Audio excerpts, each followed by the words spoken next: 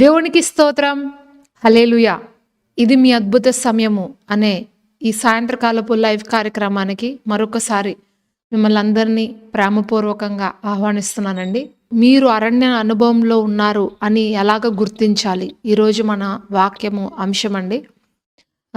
చాలాసార్లు మనకి ఇలాగ అనిపిస్తుంది ఏంటంటే, నా దారులన్నీ మూసుకుపోయినాయి, నేను ఏం చేసినా సరే ఫలించట్లేదు, మరి నాకు అవకాశాలు వస్తున్నాయి చేతి వరకు, కానీ అవి మరలా ఆ అవకాశాలన్నీ వాటంతటవే జార విడిచి వెళ్ళిపోతున్నాయి నా నుండి. మరి ఆశీర్వాదం అనేది నేను చూడలేకపోతున్నాను. ఎటు చూసినా ఒక ఎండిపోయినటువంటి స్థితిలో నేనున్నాను. మరి మనుషులు నన్ను చేయి విడిచిపెట్టారు. నాకు ఒక్కరు కూడా హెల్ప్ చేయట్లేదు. నా అన్న వాళ్ళు నన్ను విడిచిపెట్టారు. లేదా నేను ఏ పని చేస్తున్నా సరే, నేను ఎలాగ ఉన్నా సరే నన్ను అందరూ నిందించే వాళ్ళే, నన్ను అందరూ దూషించే వాళ్ళే అని చెప్పి కొన్నిసార్లు మరి కొంతమంది జీవితాల్లో ఇలాంటి అనుభవాలు ఉంటాయి. ఒకవేళ ఇలాంటి అనుభవాలు గుండా మీరు వెళ్తున్న వారైతే కనుక తప్పకుండా మరి ఈ సందేశము మీకు చాలా ప్రోత్సాహకరంగా, ఆశీర్వాదకరంగా ఉంటుంది అని నేను ఆశిస్తున్నానండి. సో మరి ఇజ్రాయేలీలని తండ్రి అయినటువంటి దేవుడు ఐగుప్తు దేశం నుండి విడిపించారు. మోషేని అనేటువంటి ఒక గొప్ప నాయకుడిని ఐగుప్తు దగ్గరకు పంపించి, నా ప్రజల యొక్క మూలుగులు నేను విన్నాను. 400 సంవత్సరాల నుండి మరి వాళ్ళు ఆ దాసత్వంలో, వెట్టి చాకరీలో ఐగుప్తుల క్రింద నలిగిపోతున్నారు. మరి వాళ్ళని విడిపించవలసినటువంటి బాధ్యత నేను నీకు ఇస్తున్నాను. నేను నీకు తోడుగా ఉంటాను. నేను నీ నోటికి నా మాటలు అందిస్తాను. నేను నీ ద్వారా గొప్ప గొప్ప అద్భుతాలు చేపిస్తాను. గొప్ప కార్యాలు నేను నీ ద్వారా జరిగిస్తాను. నువ్వు వెళ్ళి నా ప్రజలను విడిపించు, వాళ్ళని ఆ యొక్క దాసత్వము నుంచి నువ్వు వాళ్ళని రక్షించు అని చెప్పి మరి మోషే గారిని పంపడం జరుగుతుందండి. ఈ విషయము మీకు తెలిసిందే. మరి అక్కడ ఐగుప్తులు 400 సంవత్సరాలు భయంకరమైనటువంటి దాసత్వంలో మగ్గిపోయిన తర్వాత మోషే వెళ్ళి అక్కడ దేవుని యొక్క అద్భుతాలు ఫరో ఎదుట చూపించినప్పుడు మరి ఫరో ఆ ఒక్క ప్రజలందరినీ కూడా ఆ ప్రాంతం నుండి వెళ్ళిపోమని చెప్తాడు. దేవుని యొక్క ఆ భీకరమైన కార్యాలు చూసినప్పుడు మరి వాళ్ళందరూ ఎంతో సంతోషంగా ఆ ప్రాంతం నుండి పులియని రొట్టెల పండగ చేసుకుంటూ పస్కా బలిని అర్పిస్తూ మరి ఆ ప్రాంతం నుంచి విడిచి రావడం జరుగుతుంది. మరి వాళ్ళు ఎప్పుడైతే ఆ ప్రాంతం నుండి బయటికి వస్తారో, వచ్చిన వెంటనే మరి వాళ్ళు కానాను దేశానికి వెళ్ళడానికి 11 దినముల ప్రయాణం అండి, అంతే. మరి వాళ్ళు ఐగుప్తు దగ్గర నుండి మరి వాళ్ళు వాగ్దాన భూమికి వెళ్ళాలంటే 11 దినముల ప్రయాణం.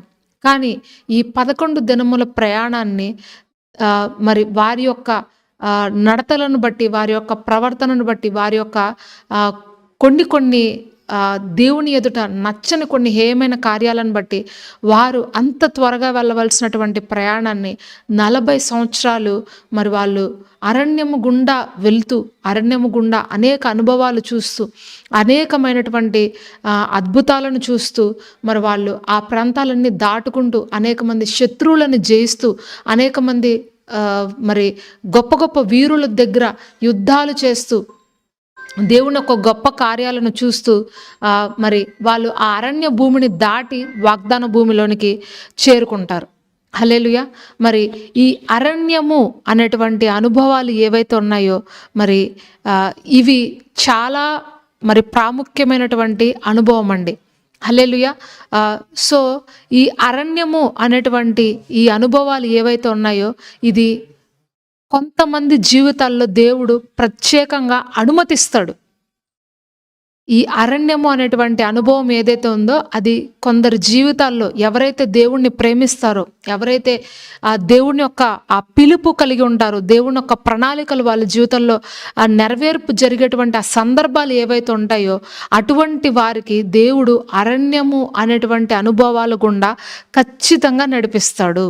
మరి ఎటువంటి సందర్భాల్లో మనల్ని అరణ్య అనుభవాల్లోనికి నడిపిస్తాడు, ఎందుకోసం నడిపిస్తాడు, దాని ద్వారా మనకు వచ్చేటువంటి ఆ ప్రయోజనాలు ఏంటి అనేటువంటి విషయాలను మరి ఈరోజు మనము ఈ సందేశంలో తెలుసుకుందాం. మరి మొట్టమొదటిగా ద్వితీయోపదేశ కాండం 8వ అధ్యాయము 2-3 వచనాల్లో ఒక్కసారి మనము ధ్యానించుకుందామండి. ద్వితీయోపదేశ కాండము 8వ అధ్యాయము 2-3 వచనాలు. మీరు బ్రతికి అభివృద్ధి నొంది యెహోవా మీ పితరులతో ప్రమాణము చేసినటువంటి దేశమునకు పోయి దాన్ని స్వాధీనపరుచుకున్నట్లు నేడు నేను నీకు ఆజ్ఞాపించిన ఆజ్ఞలన్నింటినీ అనుసరించి నడుచుకొనవలెను. మరియు నీవు ఆయన ఆజ్ఞలను గైకొందువో లేదో నిన్ను శోధించి నీ హృదయంలో ఉన్నది తెలుసుకొనుటకు నిన్ను అణుచు నిమిత్తము ఈ అరణ్యంలో ఈ 40 సంవత్సరాలు దేవుడైన యెహోవా నిన్ను నడిపించిన మార్గం అంతటిని జ్ఞాపకం చేసుకునుము. ఆహారము వలననే గాక యెహోవా సెలవిచ్చిన ప్రతి మాట వలన నరులు బ్రతుకుదురని నీకు తెలియజేయటకు ఆయన నిన్ను అణచి నీకు ఆకలి కలుగుచేసి నీవే కాని నీ పితరులే కాని ఎన్నడూ ఎరుగని మన్నాతో నిన్ను పోషించను. హల్లెలూయా. చూడండి, ఇక్కడ వ్రాయబడి ఉంది,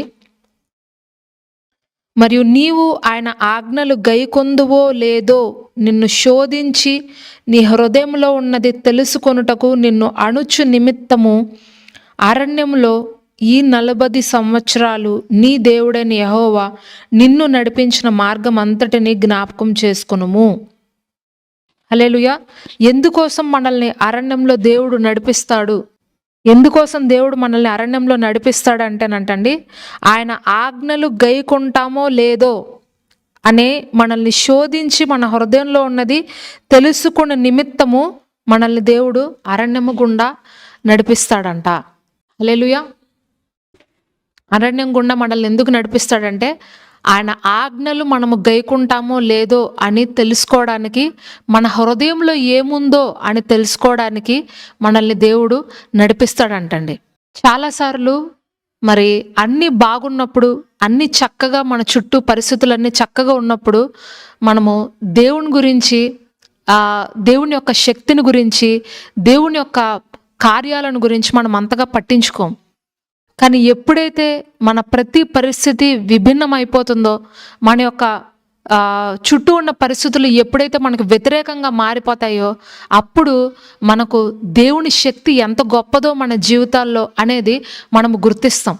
ఇజ్రాయేలీలు కూడా ఐగుప్తు దేశంలో ఉన్నంత వరకు వాళ్ళు దాసత్వము అనేటువంటి ఆ ఒక్క బాధలో వాళ్ళు బ్రతికారు తప్పితే వాళ్ళకి ఎప్పుడు కూడా ఆహారానికి కొరత అనేది లేదండి. వాళ్ళకి మరి మంచి మంచి వెజిటేబుల్స్ అక్కడ దొరికినాయి, మంచి మాంసాహారం అక్కడ దొరికింది, వాళ్ళు మంచి సమృద్ధిలో వాళ్ళు అప్పటి వరకు బ్రతికారు. ఎప్పుడు కూడా నీళ్లు లేవని, ఆహారం లేదని, మాంసాహారం లేదని, లేకపోతే బట్టలు లేవని ఇలాంటి ప్రాబ్లమ్స్ వాళ్ళకి ఏమీ రాలేదు ఇజ్రాయేల్కి. వాళ్ళకి కేవలం వచ్చిందల్లా ఏంటంటే దాసత్వము. ఎంత పని చేసినా సరే ఫరోకు అతని కింద ఉన్నటువంటి ఆ సేనలకు తృప్తి ఉండేది కాదు వాళ్ళ యొక్క పనులను బట్టి. దానిని బట్టి వాళ్ళు ఎంతగానో విసిగించేవారు, ఏడిపించేవారు. అయితే ఎప్పుడైతే వీళ్ళు అరణ్యంలోకి అడుగుపెట్టారో వాళ్ళకి మొట్టమొదటిగా లేనిది ఏంటంటే ఆహారం. తర్వాత వాళ్ళకి నీళ్లు కొరత అయిపోయినాయి. నీళ్లు తాగుదామన్నప్పుడు ఆ అరణ్యంలో నీళ్ళు అనేది వాళ్ళకి దొరకట్లేదండి. చాలా కష్టమైనటువంటి పరిస్థితులు గుండా మరి వాళ్ళు నడిచారు. మరి నేను ఎన్నోసార్లు ఈ యొక్క భాగాలు బైబిల్లో చదువుతూ ఉంటాను. చదువుతున్నప్పుడు ఎప్పుడూ కూడా ఆ ప్రాంతాలు ఎలాగుంటాయో అనేది నేను చూడలేదండి. చాలాసార్లు అనుకునేదాన్ని ఇవి ఎలా ఉంటాయో ఎలాంటి ప్రాంతాలు గుండా వీళ్ళు వెళ్ళారో అని చెప్పి నాకు చూడాలని అనిపించేది. కానీ బట్ నాకెప్పుడు ఆ ఆలోచన ఫోన్లో చూడొచ్చు, దీన్ని సెర్చ్ చేస్తే మనం చూడొచ్చు అనేటువంటి ఆలోచన నాకు ఎప్పుడు రాలేదు. అయితే మొన్న మధ్య మరి నాకు నా భర్తకి ఒక ఆలోచన వచ్చింది. అసలు ఇవి ఎలా ఉంటాయి, ఈ ప్రాంతాలు ఎలా ఉంటాయి, మనము అంత దూరం వెళ్ళి మనము చూడలేకపోయినా ఇప్పుడు మనకి మీడియా ద్వారా మనం చూడొచ్చు కదా అని చెప్పి మరి అవన్నీ సెర్చ్ చేసి మేము చూసి ఒక్కొక్కటి దాని గురించి ధ్యానించినప్పుడు నిజంగా వీళ్ళు ఇలాంటి ప్రాంతాల గుండా వెళ్ళారా, ఇలాంటి భయంకరమైనటువంటి స్థితిలో దేవుడు వీళ్ళని నడిపించాడా అని చెప్పి మేము చూసినప్పుడు చాలా ఆశ్చర్యం అనిపించిందండి. మరి వాళ్ళు ఎలాంటి ప్రాంతాల్లో నడిచారో ఇప్పుడు కొన్ని ఫొటోస్, పిక్స్ ఈ స్క్రీన్ మీద నేను మీకు చూపిస్తానండి. మీరు ఒక్కసారి జాగ్రత్తగా ఆ ప్రాంతాలను చూడండి. బహుశా మీరు కూడా చూస్తే సరే, చూడని వాళ్ళు మరొకసారి చూడండి. ఇది ఎలాంటి ప్రాంతాలలో మరి దేవుడు వాళ్ళని నడిపించాడో మీకు అర్థమవుతుంది. చూడండి, మరి ఇక్కడ ఇది సీనాయి అరణ్యం అండి. వాళ్ళు సీను అనేటువంటి ఆ అరణ్యం గుండా వాళ్ళు వెళ్ళారు కదా, ఆ ఈజిప్ట్. మరి మోషే తన ప్రజలు అందరూ కూడా ఆ అరణ్యము గుండా నడిచారు. ఆ ప్రాంతం చూడండి, మొత్తము రాళ్ల ప్రాంతము. మరి ఎక్కడా కూడా మనకి ఒక చెట్టు కానీ, ఒక నీరు ఉన్నట్టు కానీ, తర్వాత మరి పశుపక్షాదులు అక్కడ ఉన్నట్టు కానీ ఏది మనకి కనిపించదండి. మొత్తము కూడా రాళ్ల గుట్టలు, రాళ్ల ప్రాంతము. మరి ఆ ప్రాంతంలో దేవాది దేవుడు వాళ్ళని ఆ ఒక్క అరణ్యము గుండా తీసుకెళ్ళాడు. అక్కడ వాళ్ళకి మరి ఒక చెట్టు నీడ దొరికితే పోనీ కూర్చుందామన్నా సరే వాళ్ళకి ఆ చెట్టు నీడ కూడా అక్కడ లేదు. అలాంటి ఒక భయంకరమైనటువంటి ఎడారి ప్రాంతము, రాళ్ల ప్రాంతము, కొండ ప్రాంతము గుండా దేవాది దేవుడు వాళ్ళని తీసుకెళ్ళాడు. మరి ఒకానొక సమయంలో వాళ్ళకి ఆ నీళ్లు లేనప్పుడు, మీకు ఈ సీన్ కూడా, మీకు ఈ సంగతి కూడా మీకు తెలిసే ఉంటుంది. వాళ్ళకి నీళ్లు ఒకసారి దొరకవు. ఆ నీళ్లు దొరకనప్పుడు మరి మోషేని అడుగుతారు, మేము నీళ్లు లేక చచ్చిపోయేలాగున్నాము, ఈ ప్రాంతంలో మేము చనిపోయే కన్నా ఐగుప్తులో ఉండి అక్కడ దాసులుగా ఉండి చనిపోతే మాకు బాగుండేది, కనీసం నీళ్లు కూడా లేవా అని ఎంతోమంది అక్కడ సణిగినప్పుడు, మరి దేవాది దేవుడు నాకెందుకు నువ్వు మొరపెట్టుకుంటున్నావు, ఆ బండను నువ్వు కొడితే దాంట్లోంచి నీళ్ళు వస్తాయని చెప్తారు. మనం ఎన్నోసార్లు ఆ బండని నువ్వు కొట్టు, దాంట్లోంచి నీళ్ళు వస్తాయంటే మనకి అర్థం కాదు, ఇది నిజమైన బండలోంచి నీళ్లు రావడం ఏంటి అని. నిజంగా ఇప్పటికీ మరి ఆ మోషే కొట్టినటువంటి ఆ బండ ఎక్కడ కొట్టాడో, ఏ ప్రాంతంలోంచి నీళ్ళు వచ్చాయి అనేటువంటి ఆ ప్రాంతము కూడా ఇంకా మరి ఆ సీనాయి అరణ్యంలో, ఆ ఈజిప్ట్ అనేటువంటి దేశంలో ఇంకా ఉందండి. దాన్ని కూడా మీరు చూడొచ్చు. చూడండి, ఇక్కడ మరి ఆ రాయి, ఆ బండరాయి ఇట్లాగా మధ్యలో డివైడ్ అయిపోయింది, చూస్తున్నారు కదా. మరి ఆ ప్రాంతంలో నుండి మోషే బండ కొట్టినప్పుడు అక్కడి నుంచి నీళ్ళు వచ్చినాయి. మరి ఆ వచ్చినటువంటి నీళ్లను మరి వాళ్ళు ఇజ్రాయేలు ప్రజలందరూ కూడా తాగినట్లు మనము ఈ యొక్క బైబిల్ గ్రంథంలో, మనము ఈ నిర్గమకాండంలో ఎన్నోసార్లు చదివి ఉంటాం, అవునా? మరి చూడండి, ఈ ప్రాంతంలో, ఇటువంటి ప్రాంతంలో దేవాది దేవుడు వాళ్లకు బండలో నుండి నీళ్లు రప్పించి నీళ్లను తాగించాడు. ఎంత అద్భుతం కదా. మరి ఇప్పటికీ మనము ఆ ప్రాంతాలను చూడొచ్చు. బైబిల్లో జరిగినటువంటి ప్రతి సందేశము, ఆ ప్రతి సంఘటన అన్నీ కూడా నిజముగా ఉన్నాయి. అవి అక్కడ మనకు దేవుని యొక్క శక్తిని, దేవుని యొక్క ఆ ఒక గొప్పతనాన్ని, దేవుని ఎంత గొప్ప కార్యాలు చేశాడు, ఎంత మహిమోన్నత కార్యాలు చేశాడు అనేటువంటి విషయాలను మనకు ఇంకా ఈ సృష్టి చూపిస్తుంది. అంటే మన దేవుడు ఎంత గొప్ప దేవుడో మనం అర్థం చేసుకోవచ్చు. అంతేకాదు, మరి మోషే సీనాయి కొండ మీదకి పైకి ఎక్కి మరి దేవునితో 40 దినములు 40 రాత్రులు కూర్చొని ఆ రాతి పలకలను తయారు చేసుకోవడానికి వెళ్తాడు. మరి వెళ్ళినప్పుడు ఆ ఒక టాప్లోకి వెళ్ళిపోయి ఆయన కూర్చుంటాడు. మరి కింద ఈ ఇజ్రాయేలీలు అందరూ కూర్చుంటారు. వీళ్ళకి ఆ పైన ఏం జరుగుతుందో తెలియదు, కానీ దేవుని మహిమ ఒక అగ్ని రూపంలో, దహించు అగ్ని వలె ఆ ఒక సీనాయి కొండపైన ఆ టాప్లో, ఆ హిల్ టాప్లో మరి అక్కడ నిలబడినప్పుడు మరి అక్కడ మోషే కూర్చుని 40 దినాలు మరి దేవుడిచ్చినటువంటి ఆ 10 ఆజ్ఞలను రాసుకొని కిందకి తీసుకొస్తాడు. మరి ఇప్పటికీ ఆ కొండ ఉందండి. చూడండి, ఆ కొండ పైన హిల్ టాప్లో నల్లగా కనపడుతుంది, చూస్తున్నారు కదా. ఆ నల్లగా ఎందుకు కనిపిస్తుందంటే దేవాది దేవుడు అక్కడ అగ్ని, ఆయన మహిమ అక్కడ ఉండడం వల్ల ఆ కొండంతా కూడా కాలిపోయిందండి దేవుని యొక్క అగ్నికి. ఆ ఒక నల్లగా అయిపోయినటువంటి రూపము, దానికి కారణము అదే. అర్థమవుతుందా? దేవుడు మరి సీనాయి పర్వతం మీద మరి మోషేతో మాట్లాడినటువంటి ప్రాంతము, స్థలము ఈ సీనాయి కొండ. మరి ఇప్పటికీ ఈజిప్ట్లో ఈ యొక్క స్థలాన్ని మనము చాలామంది పర్యాటకులు వెళ్ళి, టూరిస్టులు వెళ్ళి చూస్తూ ఉంటారు. ఈ యొక్క ప్రాంతాన్ని చూస్తున్నారు కదా. ఎంత గొప్ప చరిత్ర. మరి బైబిల్ మనకి ప్రతిదీ కూడా నిజము అని నిరూపిస్తుంది. హల్లెలూయా. నేను ఎందుకు ఈ యొక్క పర్వతాలను గురించి, మరి వాళ్ళు నడిచిన ప్రాంతాలను గురించి, వాళ్ళు వెళ్ళినటువంటి ఆ సందర్భాలను గురించి మీతో మాట్లాడుతున్నాను. మీకు ఆ చిత్ర రూపంగా నేను మీకు ఎందుకు చూపిస్తున్నానంటేనండి, మనకు అర్థం కావాలి. మనకు చూస్తే, నేను చెప్పేదానికన్నా కూడా మీరు అవి చూస్తుంటే కనుక, మీరు అవి వాటిని ఆ విజువలైజ్గా మీరు దాన్ని ఆ ఒక్క మాటలను మీరు వింటున్నప్పుడు, చూస్తున్నప్పుడు మీకు చాలా బాగా అర్థమవుతుంది. అది హృదయంలోకి వెళ్ళిపోతుంది. మరి ఇజ్రాయేలీలు ఇలాంటి భయంకరమైనటువంటి అరణ్యంలో నడిచారండి. వాళ్ళు నడిచిన ప్రాంతము మామూలు ప్రాంతం కాదు. మరి వాళ్ళు నీళ్లు లేవని, ఆహారం లేవని, మరి వాళ్ళు అనుకుని ఆ రోజు బాధపడిన సందర్భాలు ఏవైతే ఉన్నాయో అవన్నీ నిజము. అవి వాళ్ళు ఎంత స్ట్రగుల్ అయితే మరి ఆ మాట అని ఉంటారు.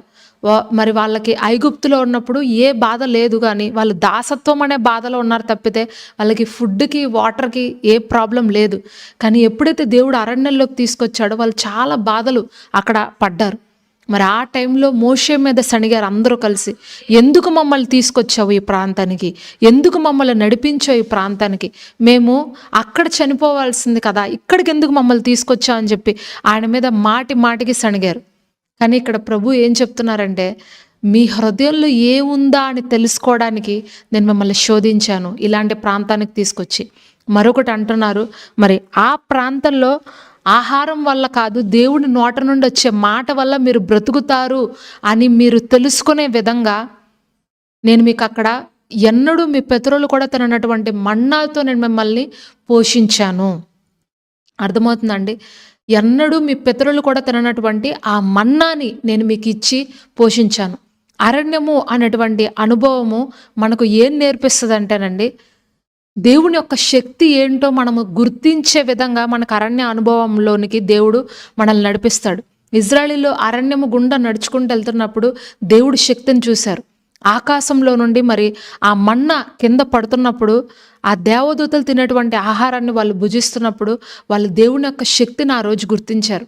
మనకు ఈ చుట్టూ నదులు లేకపోయినా, పక్షులు లేకపోయినా, మాంసాహారం లేకపోయినా, చెట్లు లేకపోయినా, పొలాలు లేకపోయినా దేవుడే నిన్ను పోషించగలడు అనేటువంటి ఒక గొప్ప భరోసాని ఆ రోజు అరణ్యం అనేటువంటి అనుభవంలో ఇజ్రాయేల్ ప్రజలు నేర్చుకున్నారండి. ఈరోజు నువ్వు అరణ్య అనుభవంలో పరిస్థితుల్లో ఉంటే, చుట్టూ నీకు ఏ స్థితి నీకు లేకపోతే కనుక ప్రభు నీతో చెప్తున్నారు, నేను నీకు తోడుగా ఉంటాను.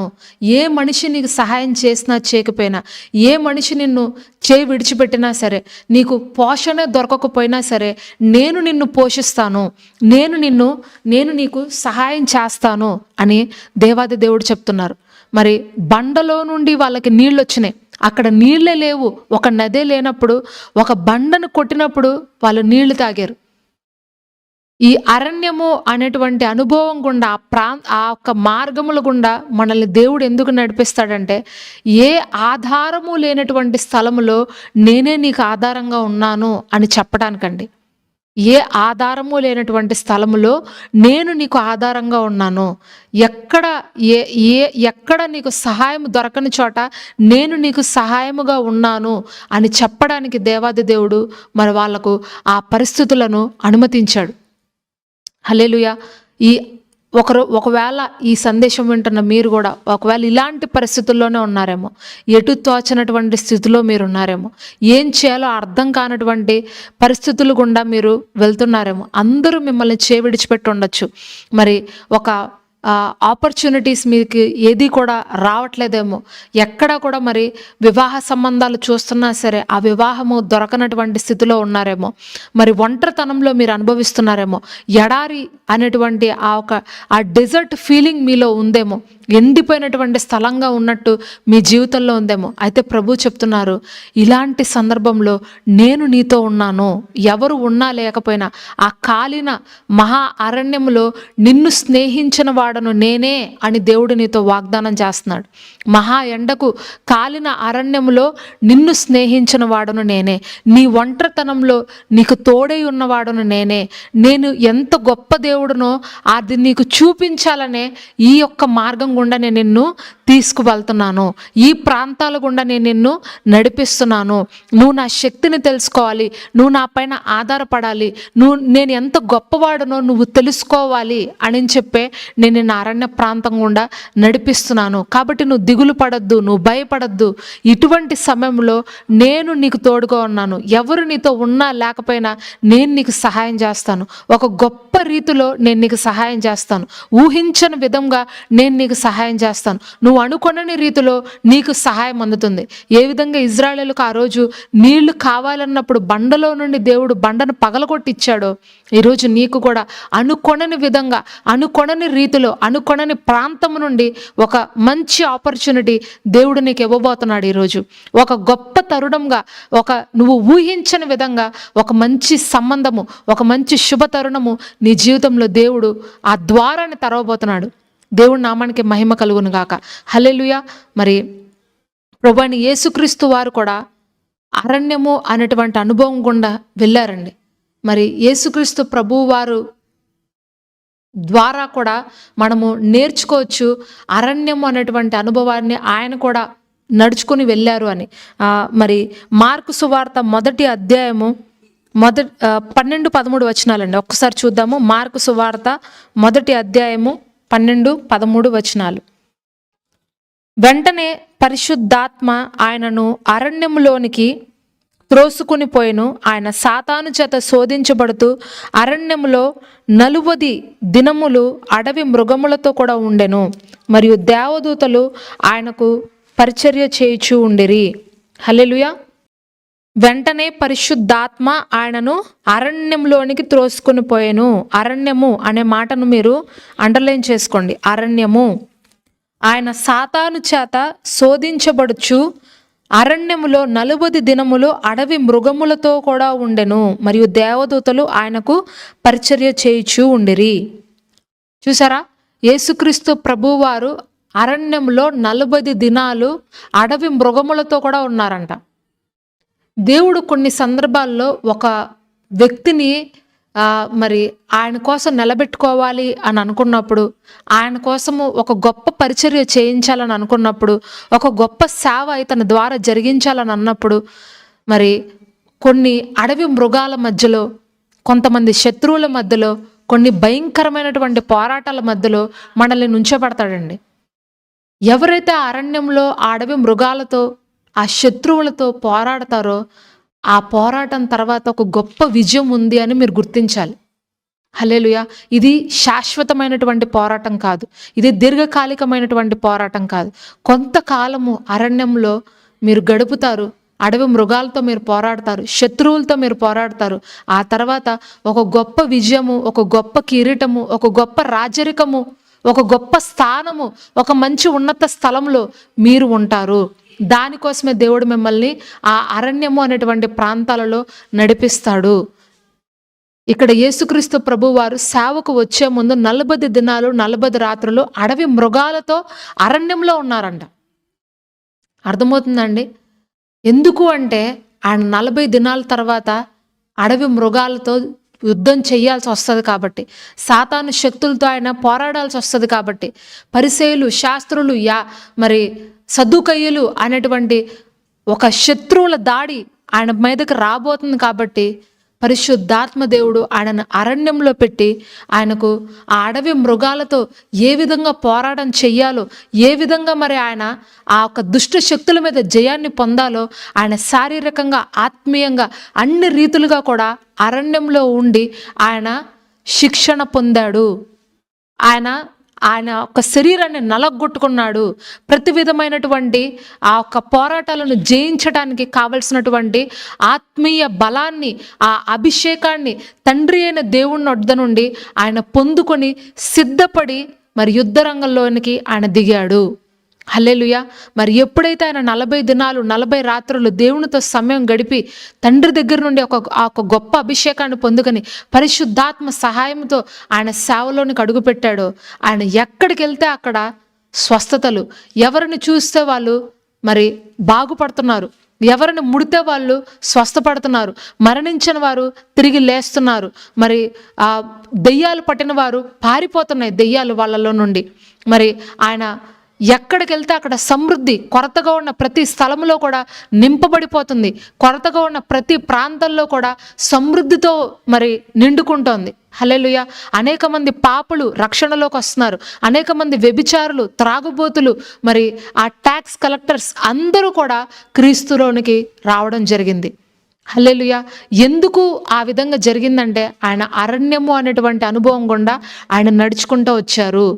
కాబట్టి ఒక గొప్ప స్థానంలో మీరు ఉండాలి అని అంటే కనుక, ఒక గొప్ప ఉన్నతమైనటువంటి స్థానంలో మీరు ఉండాలి అంటే కనుక, దేవుడు కొంతకాలము మిమ్మల్ని ఇలాంటి హార్డ్ సిచ్యువేషన్స్లో మిమ్మల్ని నడిపిస్తాడండి.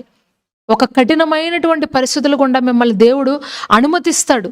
ఎందుకంటే దీని తర్వాత ఒక గొప్ప విజయము నీ కోసము ఎదురు చూస్తుంది. కాబట్టి నువ్వు నా పైన నువ్వు ఆధారపడు, నన్ను నువ్వు నీ యొక్క హెల్ప్ తీసుకో, నా దగ్గర నీ హెల్ప్ తీసుకో, నేను నీకు సహాయంగా ఉంటాను, నేను నీకు తోడుగా ఉంటాను, నువ్వు భయపడని అవసరం లేదు.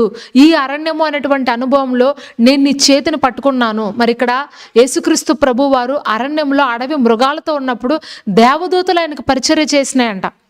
ఈరోజు మీరు అరణ్యం అనేటువంటి అనుభవంలో నడుస్తున్నప్పుడు మీతో పాటుగా దేవుడు ఉంటాడు, దేవుని దూతలు ఉంటాయి. అర్థమవుతుందండి? ఈ పోరాటం మీరు ఒక్కళ్ళు పోరాడట్లేదు, మీతో పాటు ఆయన సమూహము, ఆయన బృందము మీతో ఉంది. ఎవరైతే ఆయన చిత్తం చేయాలని, ఎవరైతే ఆయన కోసం నిలబడాలని, ఎవరైతే ఆయన కోసము మరి కష్టపడాలని, ఒక గొప్ప స్థానంలో ఉండాలని కోరుకుని ఆ శ్రమలను తట్టుకుంటూ దానిలో నిలబడతారో అలాంటి వాళ్ళని దేవుడు ఎప్పుడు కూడా విడిచిపెట్టడండి. హల్లెలూయా. మీరు వెళ్ళే ప్రతి మార్గంలో కూడా దేవుడు మీతో పాటు ఉండి మీకు సహాయాన్ని అందిస్తాడు, మిమ్మల్ని ఆదుకుంటాడు, మిమ్మల్ని ఉన్నతమైనటువంటి స్థలాల్లో నిలబెడతాడు. కొంతకాలము మీరు దాంట్లో ఉండి ఆ ట్రైనింగ్ అయినప్పుడు దేవుడు మిమ్మల్ని అద్భుతమైనటువంటి స్థానంలో మిమ్మల్ని నుంచోబెడతాడు. హల్లెలూయా. నిర్గమకాండం 23వ అధ్యాయంలో ఇంకొక మాట ఉందండి, అది చదువుతాను వినండి. దేశము పాడై అడవి మృగములు నీకు విరోధంగా విస్తరించకుండానట్లు వారిని 1 సంవత్సరంలోనే నీ ఎదుట నుండి నేను వెళ్ళగొట్టును. నీవు అభివృద్ధి పొంది ఆ దేశం స్వాధీనపరుచుకున్న వరకు క్రమముగా వారిని నీ ఎదుట నుండి వెళ్ళగొట్టెదను. హల్లెలూయా. చూడండి, ఇక్కడ వ్రాయబడింది, దేశము పాడై అడవి మృగములు నీకు విరోధంగా విస్తరించకుండానట్లు వారిని 1 సంవత్సరంలోనే నీ ఎదుట నుండి వెళ్ళగొట్టును. ఇక్కడ తెలుగులో అయితే కొంచెము సంవత్సరంలో వెళ్ళిపోతాయని రాశారు, కానీ ఇది కరెక్ట్ కాదండి. ఇంగ్లీష్లో ఉంటుంది, 1 సంవత్సరంలో నువ్వు వాటిల్ని వెళ్ళగొట్టలేవు, కానీ నువ్వు క్రమముగా నీ ఎదుట నుండి వాటిల్ని నువ్వు వెళ్ళగొడతావు అని మనకి ఇంగ్లీష్ బైబిల్లో అయితే కరెక్ట్గా రాసి ఉంటుందండి. హల్లెలూయా. చూడండి, మనము స్టెప్ బై స్టెప్ దేవుడు ఇచ్చేటువంటి ఆశీర్వాదాన్ని మనము పొందుకుంటాం. 1 క్షణంలో, 1 సంవత్సరంలోనే, లేదంటే 1 అటెంప్ట్లోనే మనము గొప్ప స్థానానికి వెళ్ళిపోలేము. భక్తిహీనులు మరి చూస్తుండగానే ఎదిగిపోతారంట, కానీ మరి వాళ్ళు అతి కొద్ది కాలంలోనే తిరిగి మరలా కింద పడిపోతారు. కానీ ఒక నీతిమంతుడు ఆలస్యంగా ఎదిగినప్పటికీ, ఆలస్యంగా అతని జీవితంలో ఆశీర్వాదాలు వచ్చినప్పటికీ అవి తరతరాల వరకు నిలిచిపోయేటువంటి ఆశీర్వాదాలను పొందుకుంటారు. అర్థమవుతుందండి? యోసేపు ఒక దాసుడిగా ప్రారంభించాడు తన జీవితాన్ని, కానీ అతను చివరికి ప్రైమ్ మినిస్టర్ అయ్యాడు. హల్లెలూయా. దానియేలు ఒక దాసుడిగా ప్రారంభించాడు తన జీవితాన్ని, అతను కూడా ఒక ప్రైమ్ మినిస్టర్ అయ్యాడు. ఇస్సాకు మరి అనేక ప్రాంతాల్లో విత్తనాలు వేశాడు. ఎక్కడ వేసినా సరే ఫిలిస్తీన్లు అతని బావులు మూసేశారు. అతన్ని విత్తనాలు తవ్విన చోట తను చేసే ప్రతి కార్యాన్ని కూడా మరి తిరస్కరించి నువ్వు ఆ దేశం నుండి వెళ్ళిపోయి, ప్రాంతం నుండి వెళ్ళిపో అని చెప్పి అతన్ని వెళ్ళగొట్టినప్పుడు ఒకానొక ప్రాంతం వచ్చింది, బెయేర్షెబా అనేటువంటి ప్రాంతం. అక్కడికి వెళ్ళిన తర్వాత ఎవరైతే శత్రువులు ఉన్నారో వాళ్ళందరూ ఆయనతో సమాధానపడి, ఇక నీకు నాకు ఎలాంటి శత్రుత్వం లేదు, మన ఇద్దరం సమాధాన పడదామని చెప్పి ఆ బెయేర్షెబా అనేటువంటి ప్రాంతంలో ఇస్సాకుతో మరి ఆ శత్రువులు అయినటువంటి అబీమెలెకు రాజు, ఫిలిస్తీన్లు అందరూ సమాధానపడి ఆయన యొక్క కార్యము ఆయన చేసుకోవడానికి ఆయనకు ఒక మార్గాన్ని తెరుస్తారు. హల్లెలూయా. మరి వీళ్ళందరూ కూడా అరణ్యము అనేటువంటి ప్రాంతము గుండా వచ్చిన వాళ్ళే. ఏలియా ఏలియా ప్రవక్త అరణ్యంలోకి వెళ్ళిపోతాడు. బదరి వృక్షం కింద కూర్చుని అరణ్యములో, మరి బదరి వృక్షం కింద కూర్చుని అతనికి మరి ఏ సహాయము దొరకనప్పుడు కాకోలము ద్వారా దేవుడు అక్కడ ఆయనకు సహాయాన్ని పంపించి ఆహారాన్ని పెడతాడు. మరి దావీదు సౌలు తరుముతున్నప్పుడు ఒక ప్రాంతానికి వస్తాడు, ఒక అరణ్యం ప్రాంతానికి వచ్చి అక్కడ తను తలదాచుకుంటాడు. ఈ సౌలు కావచ్చు, ఈ యొక్క దావీదు భక్తుడు కావచ్చు, ఏలియా కావచ్చు, మరి మోషే కావచ్చు, యెహోషువ కావచ్చు, ప్రభువైన యేసుక్రీస్తు వారు కావచ్చు, మరి వీళ్ళందరూ కూడా అరణ్యములోనికి వచ్చి ఆ అరణ్యము అనేటువంటి అనుభవం దాటిన వెంటనే గొప్ప స్థానాల్లోకి వెళ్ళిపోయారండి. హల్లెలూయా. దావీదైతే రాజుగా అభిషేకించబడ్డాడు. యేసుక్రీస్తు ప్రభు వారైతే గొప్ప పరిచర్య చేశారు.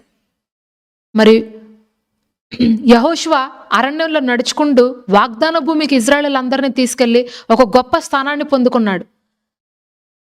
ఏలియా ప్రవక్త ఆ బదరి వృక్షం కింద కూర్చొని మరి అక్కడ ఆ అరణ్యంలో ఆయన కొంతకాలం అనుభవించిన తర్వాత ఆ తర్వాత ఆయన వెళ్ళి ఎలీషాను మరి వీళ్ళందరినీ కూడా అభిషేకం చేసి ఒక గొప్ప విజయాన్ని ఏలియా ప్రవక్త పొందుకొని మరి సజీవుడిగానే దేవుని రాజ్యానికి ఆయన వెళ్ళిపోయాడు.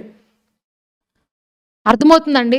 ఈ అరణ్యము అనేటువంటి అనుభవము ఎందుకు దేవుడు మనల్ని అనుమతిస్తాడంటే మనల్ని ఉన్నత స్థానాల్లోనికి తీసుకువెళ్ళడానికి, ఒక గొప్ప విజయాన్ని మనకు ఇవ్వడానికి, ఒక మంచి కిరీటాన్ని దేవుడు మనకు ఇవ్వడానికి, ఆయన ఏమై ఉన్నాడో మీ జీవితంలో అది మీరు గుర్తించడానికి.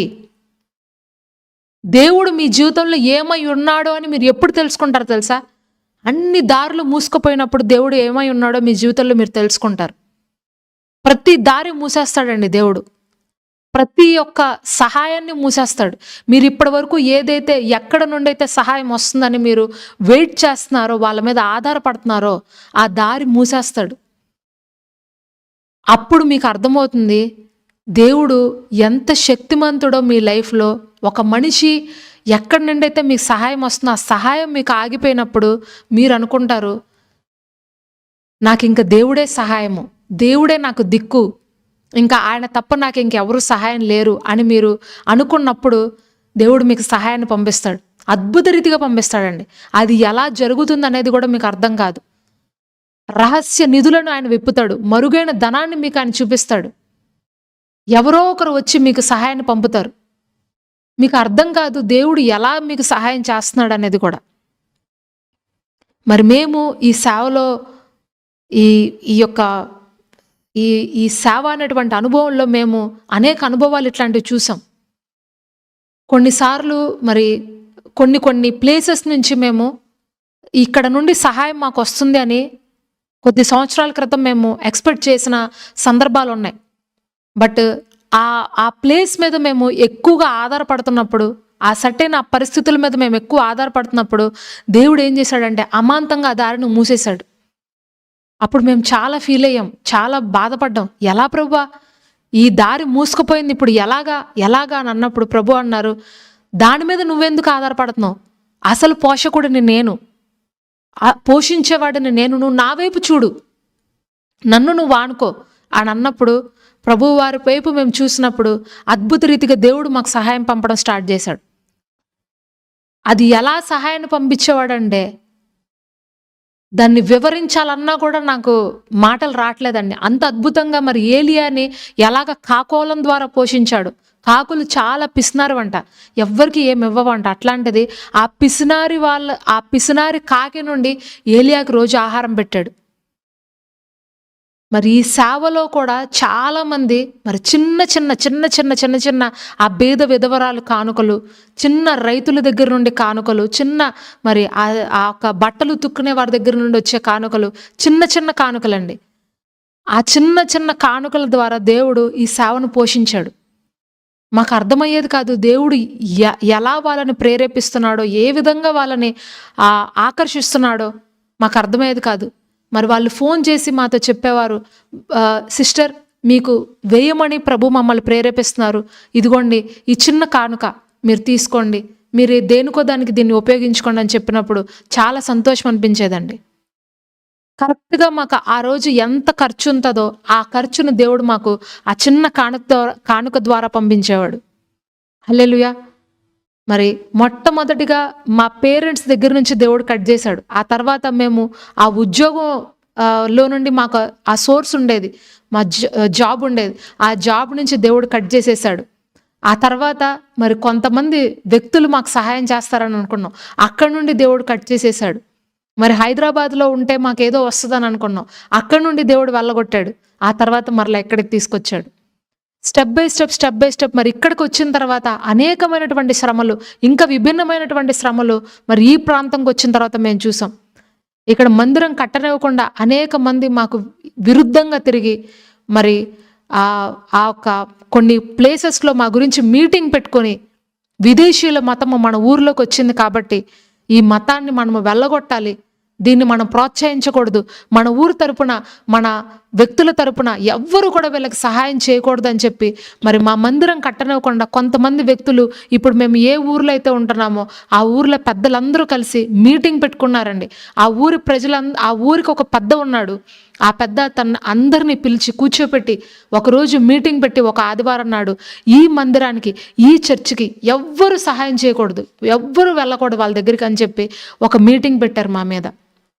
మరి ఆ రోజు నుంచి కూడా ఆ ఊరి వారు కనీసం మమ్మల్ని చూసి నవ్వాలన్నా కూడా భయపడతారు.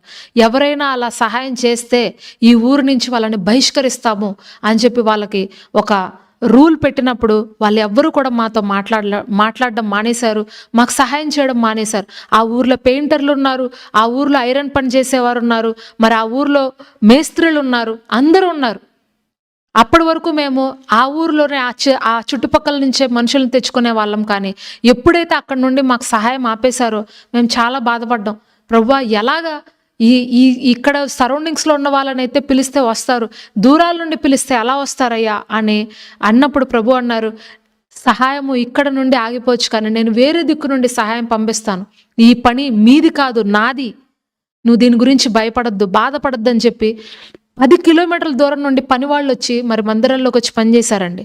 అద్భుత రీతిగా 10 కిలోమీటర్ల నుంచి దూరం నుండి వచ్చారు.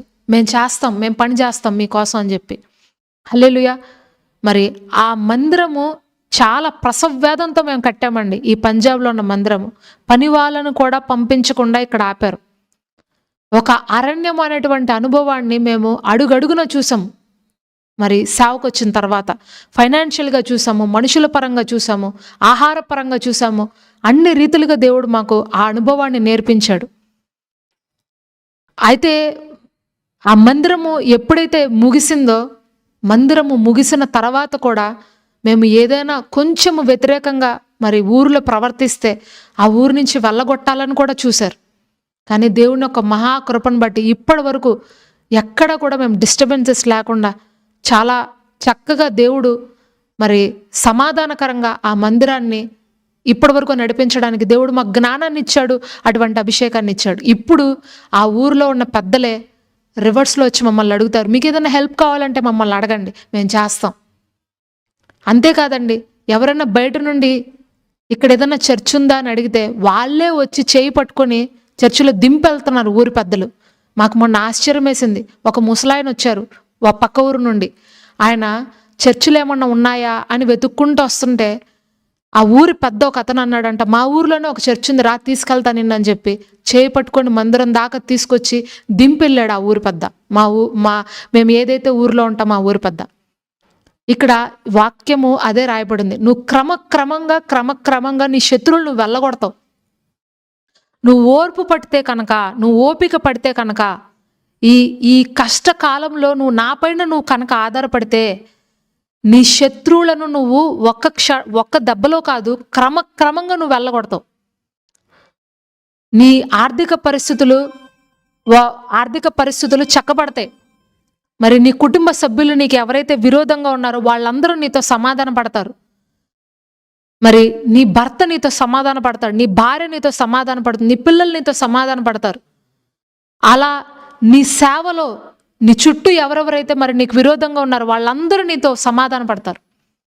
నువ్వు ఎప్పుడైతే దేవుడి అభిషేకాన్ని కలిగి ఉంటావో, దేవుడి పైన నువ్వు ఆధారపడతావో, ఈ అరణ్యం అనేటువంటి అనుభవంలో అప్పుడు ప్రతి వారు కూడా నీతో సమాధాన పడ్డము ప్రారంభిస్తారు.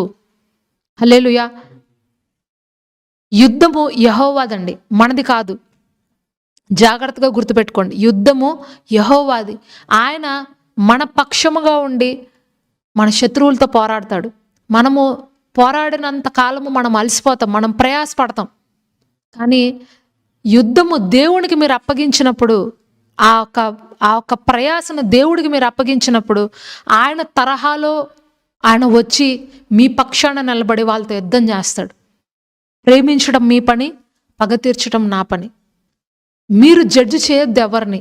ఇలా ఎందుకు నాకు జరుగుతుంది, ఇలా ఎందుకు నా మీదకి అందరూ వచ్చేస్తున్నారు అని మీరు అనాల్సిన అవసరం లేదు. మీరు సమాధానంగా ఆయన చేయమన్న పని చేసుకుంటే వెళ్ళండి, సంతోషంగా దేవునిలో. మిగిలినవన్నీ ఆయన చూసుకుంటారు. అర్థమవుతుందండి? మరి అరణ్యం అనేటువంటి అనుభవంలో నేనున్నాను, ఎడారి వంటి పరిస్థితుల్లో నేనున్నాను అని మీరు బాధపడుతున్నారేమో ఈరోజు. మరి హాగరు కూడా అరణ్యం వెళ్ళిపోయిందండి. అరణ్యం వెళ్ళిపోయినప్పుడు అక్కడ దేవుడు ఆమెకు మరి ఆ నీళ్ల ఆ బావుల్ని చూపించినప్పుడు అతని కుమారుడైనటువంటి ఇష్మాయేలు ఒక గొప్ప రాజ్యాన్ని మరి అక్కడ కట్టుకున్నాడు. ఒక గొప్ప రాజు అయ్యాడు ఆయన. అనేక మంది గొప్ప గొప్ప రాజులు ఆయన గర్భంన జన్మించారు. అరణ్యంలోకి వెళ్ళిన వాళ్ళు ఎవ్వరూ కూడా వ్యర్థులు కాలేదు, అందరూ కూడా గొప్ప గొప్పవారు అయ్యారు. ఈరోజు మీరు అరణ్యంలో ఉన్నారా? అందరూ వదిలేసిన స్థితిలో ఉన్నారా? అరణ్యం అంటే అడవిలో ఉన్నారా అని నేను అనట్లేదండి. అరణ్యము అంటే అందరూ విడిచిపెట్టిన స్థితి, ఒంటరితనము, అన్ని దారులు మూసుకుపోయినటువంటి తనము, మరి ఎలాంటి ఆపర్చునిటీస్ లేనటువంటి సమయము, ఆర్థిక ఇబ్బందులు, అనారోగ్యము, ఇవన్నీ కూడా అరణ్య అనుభవంలోకి వస్తాయండి. కాబట్టి ప్రేమణ సోదరి సోదరులారా, ఇలాంటి పరిస్థితుల్లో మీరు ఉంటే కనుక ప్రభు మీతో చెప్తున్నారు, నేను నీకు తోడుగా ఉన్నాను. నేను నీకు ముందుగా వెళ్ళి నీకు మెట్టగా ఉన్న స్థలములన్నింటినీ నేను సరళం చేస్తాను. నువ్వు నా పైన ఆనుకో. ఇటువంటి సమయంలో ఏ మనిషి పైన నువ్వు ఆనుకోవద్దు, ఎవరిపైన నువ్వు ఆధారపడద్దు. నువ్వు నా పైన నువ్వు ఆధారపడి జీవించు. నేను నీకు సహాయం చేస్తాను. ఈరోజు నువ్వు అరణ్యంలో ఉన్నావు, కానీ రాబోయే రోజుల్లో నేను నిన్ను గొప్ప స్థానంలో ఉంచబోతున్నాను. నువ్వు ఒక మంచి ఉన్నత స్థలంలో ఉంటావు. నువ్వు ఒక రాజరికమైనటువంటి స్థానాన్ని నువ్వు పొందుకుంటావు. క్రీస్తు నీలో ఉన్నాడు, క్రీస్తు నీతో ఉన్నాడు. నీకు ఎవరు లేరని ఎప్పుడు నువ్వు బాధపడని అవసరంలా. నువ్వు అనాథవి కాదు. సదాకాలం ఆయన నీతో ఉండడానికి, నీతో నివాసం చేయడానికి ఆయన ఈ లోకంలోకి వచ్చున్నారు. కాబట్టి పరిశుద్ధాత్మ దేవుని సహాయాన్ని పొందండి. ఇటువంటి పరిస్థితుల్లో దేవుడు మిమ్మల్ని మరి కొద్ది రోజుల్లో మిమ్మల్ని ఒక మంచి ఉన్నత స్థలంలో పెట్టి అనేకులకు మిమ్మల్ని ఆశీర్వాదకరంగా చేయబోతున్నారు. హల్లెలూయా. మరి అబ్రహాము, ఇస్సాకు, యాకోబు దేవుడు ఈరోజు మీతో కూడా ఉన్నాడు, నాతో కూడా ఉన్నాడు. ఆయన మనతో ఉన్నప్పుడు మనకి ఎలాంటి చింత లేదండి, ఎలాంటి బాధ లేదు. ఆయన పైన ఆనుకోనండి, ఆయన మిమ్మల్ని నడిపించుకుంటూ తీసుకెళ్తాడు. హల్లెలూయా.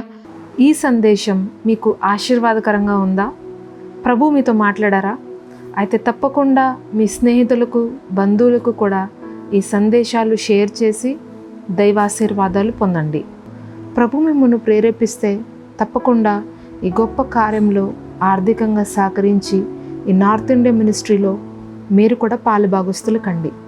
ప్రభు మీకు తోడై ఉండి మిమ్మను సమస్త విషయములలో దీవించి ఆశీర్వదించునుగాక. ఆమేన్.